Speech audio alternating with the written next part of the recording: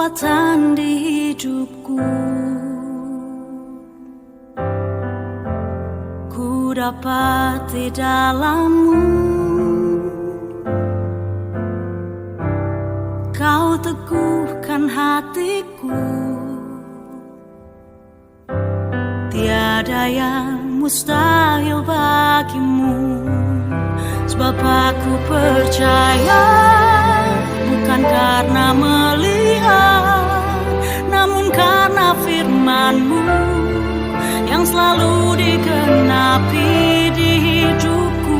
Ku percaya, bukan karena melihat, namun karena firman-Mu tiada pernah berubah.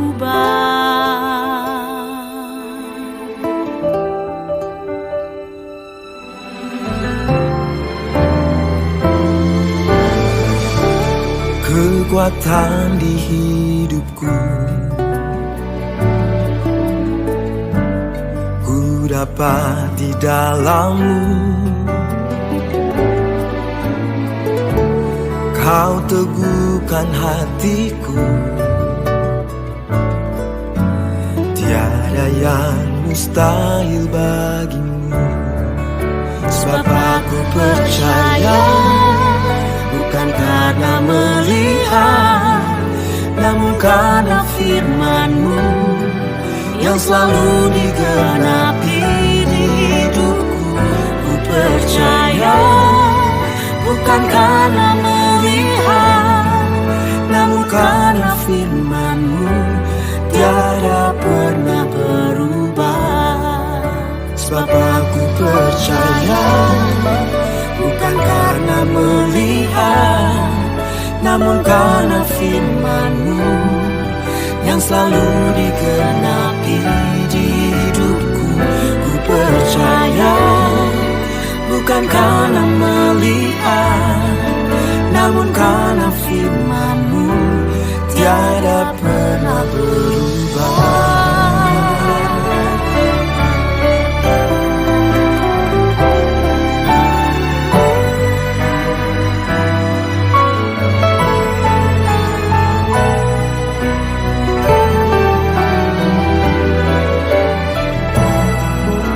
Sebab aku percaya, bukan karena melihat, namun karena firman-Mu yang selalu digenapi di hidupku.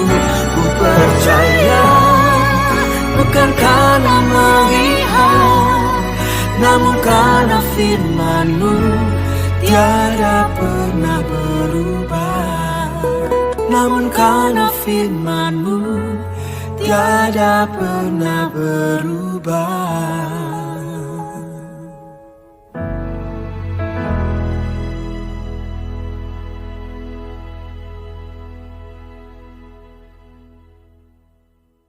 Selamat pagi, puji Tuhan kita bisa mengawali pagi hari ini dengan renungan harian Immanuel Santo Yakobus. Semoga Bapak Ibu para pendengar berada dalam keadaan sehat, berada dalam keadaan baik, dan selalu berada dalam berkat Tuhan. Mari kita awali renungan pagi hari ini dengan sebuah doa. Doa Bapa, Putra, Roh Kudus. Amin. Selamat pagi Allah Tritunggal Maha Kudus. Kami bersyukur di mana Engkau memberikan kami satu kali lagi kesempatan untuk dapat menikmati hari ini, dan tentunya Engkau telah disediakan baik itu berkat jasmani dan juga berkat rohani yang sebentar lagi Engkau akan berikan kepada setiap kami. Oleh sebab itu Tuhan, sekiranya Engkau menggemburkan tanah hati kami ini, agar setiap benih firman yang Engkau tabur dapat bertumbuh subur dalam hati kami, sehingga kami bukan hanya menjadi seorang pendengar, tapi kami menjadi seorang pelaku firman.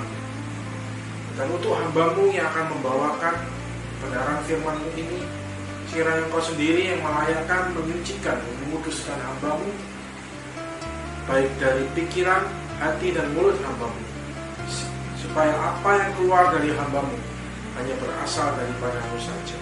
Terima kasih. Kemuliaan kepada Bapa, Putra, dan Roh Kudus, seperti pada permulaan, sekarang, selalu, dan sepanjang segala. Amin. Nama Bapa, Putra, Roh Kudus. Renungan pagi hari ini Bapak Ibu diambil sesuai kalender liturgi, yaitu dari Injil Yohanes bab 20 ayat 24 sampai 29. Saya yakin perikop ini bagi kita umat Katolik adalah perikop yang cukup terkenal karena satu tokoh yang ada di dalamnya. Perikop ini mempunyai tokoh utama, yaitu Rasul Thomas. Dengan mendengar Rasul Thomas, saya yakin Bapak Ibu sudah terlintas dalam pikirannya karakter-karakter Rasul Thomas dan terkenal sebagai apa Rasul Thomas ini. Bahkan dalam bahasa Inggris Bapak Ibu, Rasul Thomas ini mempunyai julukan, yaitu Thomas the Doubter, atau dalam bahasa Indonesia yaitu Thomas Sang Peragu. Mengapa Rasul Thomas mempunyai julukan ini? Kita buka Yohanes 20 ayat 25. Maka kata murid-murid yang lain itu kepadanya, kami telah melihat Tuhan. Tetapi Thomas berkata kepada mereka, sebelum aku melihat bekas paku pada tangannya, dan sebelum aku menunjukkan jariku di dalam bekas paku itu, dan menunjukkan tanganku dalam lambungnya, sekali-sekali aku tidak akan percaya. Rasul Thomas meragukan kesaksian para murid yang menyaksikan bahwa Tuhan Yesus telah bangkit. Saya rasa tanpa peristiwa ini Bapak Ibu, Rasul Thomas pun tidak akan mendapat julukan Thomas Sang Peragu. Mari kita selidiki kisah Rasul Thomas yang lain. Kita akan lihat sebenarnya Rasul Thomas ini pribadi seperti apa. Apalagi kalau tidak ada kejadian peristiwa ini, mungkin dia akan mempunyai julukan yang lain. Kita akan lihat kisah Rasul Thomas di Yohanes 11 ayat 16. Lalu Thomas yang disebut Didimus berkata kepada teman-temannya, yaitu murid-murid yang lain, marilah kita pergi juga untuk mati bersama-sama dengan dia. Mengapa Rasul Thomas mengatakan marilah kita pergi juga untuk mati bersama-sama dengan dia? Perikop ini diawali pada waktu Tuhan Yesus mendapatkan berita bahwa Lazarus telah mengalami sakit. Dan Tuhan Yesus ingin menghampiri Lazarus untuk menyembuhkan dia. Namun, Lazarus tinggal di satu tempat yang bernama Yudea, di mana sebelum kejadian ini, Tuhan Yesus dan para murid-murid mengalami pelemparan batu dari orang-orang Yahudi. Oleh sebab itu, setelah mendengar bahwa Tuhan Yesus ingin menghampiri Lazarus, salah satu daripada para murid mengatakan, Guru, tidakkah kau ingat, kami baru dilempari batu di Yudea. Namun, Tuhan Yesus tetap ingin pergi ke sana, sekalipun sudah diingatkan seperti begitu oleh salah satu muridnya. Oleh sebab itu, Rasul Thomas mengatakan, marilah kita pergi juga untuk mati bersama-sama dengan dia. Jika tidak ada peristiwa keraguan-raguan seperti renungan kita pada hari ini, maka kita bisa mengatakan Rasul Thomas akan mempunyai julukan, yaitu Rasul Thomas yang setia dan pemberani. Karena dia setia kepada Tuhan Yesus. Tuhan Yesus mau kemanapun, sekalipun itu bahaya, dia tetap mau bersama-sama dengan Tuhan. Dia adalah seseorang yang pemberani. Inilah julukannya, setia dan pemberani. Namun sayang, dia harus mengalami satu peristiwa di mana dia menunjukkan bahwa dia tidak percaya dari kesaksian para rasul. Namun menurut saya pribadi, saya melihat Rasul Thomas ini bukan seseorang yang ragu-ragu akan Tuhan Yesus. Mungkin memang benar dia meragukan kesaksian para murid, tapi dia adalah orang yang percaya kepada Tuhan Yesus. Melihat dari setiap perkataannya, maka saya menyimpulkan Bapak Ibu, sebenarnya Rasul Thomas ini adalah orang yang memakai logikanya. Kalau kita membaca tadi di Yohanes 11 ayat 16, dikatakan, marilah kita pergi juga untuk mati bersama-sama dengan dia. Apa yang mendasari perkataan Rasul Thomas tersebut? Tentunya kita sudah tahu bahwa di Yudea Tuhan Yesus sudah dilempari batu. Namun Tuhan Yesus masih ingin kembali ke Yudea, Bapak Ibu. Secara logika, jika kita menghampiri tempat yang berbahaya, tentu saja kita akan celaka. Oleh sebab itu Rasul Thomas mengatakan kita akan mati bersama-sama dengan dia. Ini logika. Jika kita ke tempat yang berbahaya, maka kita akan celaka. Jadi Rasul Thomas adalah orang yang benar-benar menggunakan logikanya. Contoh lain, di Yohanes 14 ayat 5, di waktu Tuhan Yesus mengatakan tentang rumah Bapaknya ada banyak tempat tinggal, respon Rasul Thomas adalah sebagai berikut. Kata Thomas kepadanya, Tuhan, kami tidak tahu kemana engkau pergi. Jadi bagaimana kami tahu jalan ke situ? Sewaktu Tuhan Yesus mengatakan rumah Bapa ini kepada para rasul, Tuhan Yesus tidak pernah mengatakan rumah Bapa ada di mana, Bapak Ibu. Oleh sebab itu, Rasul Thomas bertanya, di mana rumah Bapa ini? Karena masuk akal, Bapak Ibu. Logikanya kalau kita tidak tahu suatu tempat, bagaimana kita bisa sampai ke sana? Inilah karakter Rasul Thomas. Dia selalu menggunakan logikanya.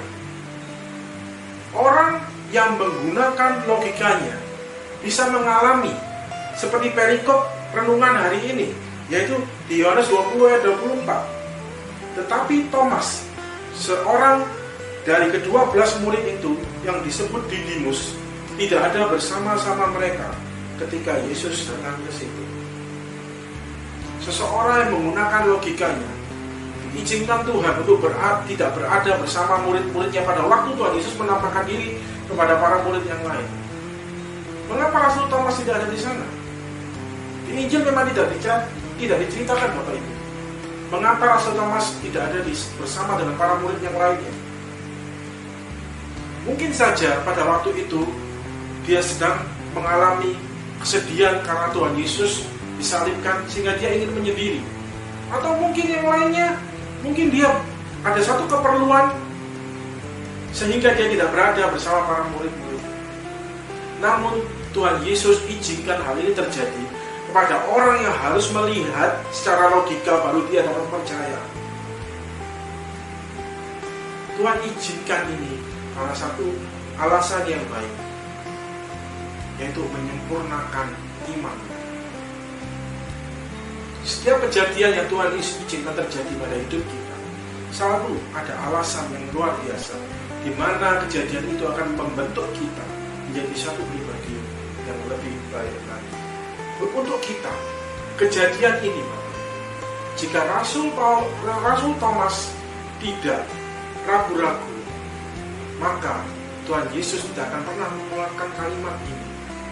Di Yohanes 20 ayat 29, kata Yesus kepadanya, karena engkau telah melihat aku, maka engkau percaya.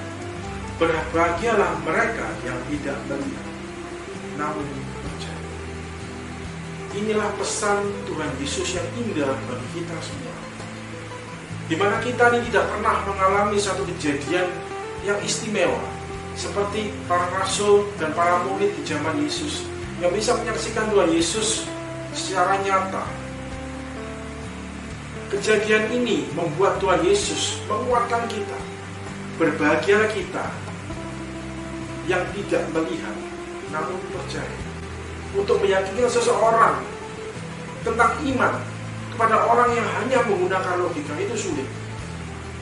Tapi terbukti dari Injil hari ini, Bapak Ibu, di mana Rasul Thomas yang hanya menggunakan logikanya, Tuhan Yesus mampu membuktikan bahwa orang yang berlogika pun percaya kepada Tuhan Yesus 100%. Mau bukti apa lagi, Bapak? Kita sudah lihat satu rasul yang begitu kritis, yang segala sesuatu harus membutuhkan bukti, dia menjadi percaya. Marilah seperti yang Tuhan Yesus katakan, berbahagialah mereka yang tidak melihat namun percaya. Bukan dengan apa yang kita lihat, tapi dengan iman.